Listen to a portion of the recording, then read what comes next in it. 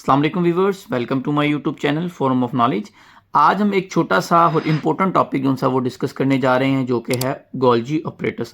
इसमें से 3 short question है, मैं आपको मार्क करवाऊंगा। वो शॉर्ट क्वेश्चन आपने मार्क करने हैं और 2 एमसीक्यूज हैं। ठीक है, बढ़ते हैं टॉपिक की तरफ। सबसे पहले गोल्जी ऑपरेटर्स को डिस्कवर किसने किया था, ठीक है, उसके बारे में है ये एमसीक्यूज है आपके पास।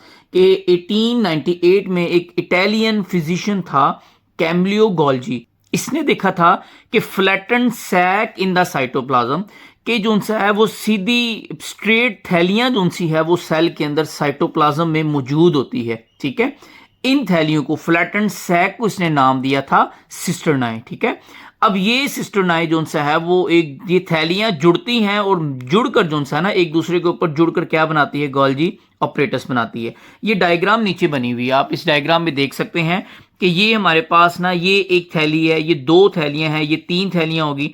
ये थैलियां मिलके जो सा है ना एक थैली को हम कहते हैं सिस्टर्नाई। ठीक है, और इसके अलावा ये थैलियां आपस में मिलकर जो सा है वो क्या बनाती है, ये मिलकर बनाती है गोल्जी ऑपरेटर्स बनाती है। ठीक है, तो ये हमारे पास सिस्टर्नाई की डिफाइन और गोल्जी ऑपरेटर्स की डिफाइन भी कंबाइन लिखी है। ठीक है, आपको अगर पूछे सिस्टर्नाई क्या है या आपको पूछे गोल्जी ऑपरेटर्स क्या है, तो आपने यहां से लेकर डिस्कवरी से लेकर गोल्जी ऑपरेटर्स तक लिख देना है। अब आगे ये कहां मौजूद होता है, found in both animal and plant cell. ये एनिमल सेल में भी पाया जाता है और ये प्लांट सेल में भी पाया जाता है। अब आगे इसका फंक्शन है। ठीक है, इसका फंक्शन अलहदा शॉर्ट क्वेश्चन में पूछा जा सकता है। गोल्जी वेसिकल्स की डिफाइन अलहदा पूछी जा सकती है। ठीक है, जैसे सिस्टर्नाई की डिफाइन और गोल्जी ऑपरेटर्स की डिफाइन आपको अलहदा अलहदा कोई पूछी जा सकती है। गोल्जी ऑपरेटर्स क्या है, आपने यहां से लेकर यहां तक लिख देना है। सिस्टर्नाई क्या है, तब भी आपने यहां से लेकर यहां तक लिख देना है। अब अगर आपको फंक्शन पूछे तब आपने ये सारा फंक्शन लिखना है, जिसमें गोल्जी वेसिकल्स की डिफाइन भी हो जाएगी। अगर गोल्जी वेसिकल्स के बारे में पूछता है तब भी आपने फंक्शन वाला सारा पैराग्राफ लिख देना है। देखते हैं क्या है इसका फंक्शन। इसका फंक्शन है, कहता है modify protein coming from the rough endoplasmic reticulum and pack them into a small membrane bonded sac.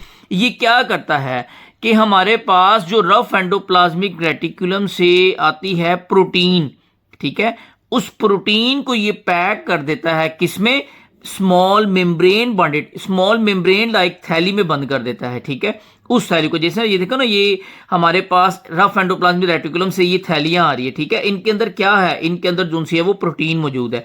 ये थैलियां आके फ्यूज होगी गोल्जी ऑपरेटर्स के साथ, सिस्टर्नाई के साथ। फिर गोल्जी ऑपरेटर्स क्या करेगा, इन थैलियों को पैक कर देगा। ठीक है, इसके अंदर प्रोटीन को बिल्कुल पैक कर देगा। जैसे एक फैक्ट्री के अंदर एक यूनिट होता है, कोई भी एक हम फैक्ट्री की बात करें जो सोप बनाती है या कैंडी वगैरह बनाती है, तो वहां अगर वो प्रोडक्ट तैयार होती है तो उसको पैक करने वाला यूनिट भी होता है। इसी तरीके से हमारे सेल में जो सा है ना वो गोल्जी ऑपरेटर्स एक ऐसा ऑर्गेनेली है जो कि क्या करता है कि जो प्रोटीन है जो सेल से बाहर भेजनी है उसको पैक करता है। ठीक है, पैकिंग का काम इसका काम है। अब कहता है ये जो गोल्जी वेसिकल्स बने हैं, ठीक है, ये these sacs are kept in cell or transport to exterior in the form of secretion.